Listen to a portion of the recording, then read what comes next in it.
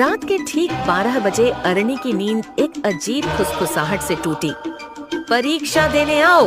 वह school uniform पहनकर बाहर निकल पड़ी। पुरानी स्कूल बिल्डिंग की बत्तियां जल रही थीं और मुख्य दरवाजा खुला था। अरणी डरते डरते अपनी कक्षा में पहुंची, जहां चुपचाप छात्र बैठे थे। शिक्षिका ने उसका रोल नंबर पूछा। वह बोली 13 और एक कुर्सी खुद ब खुद खिसक आई। परीक्षा शुरू हुई।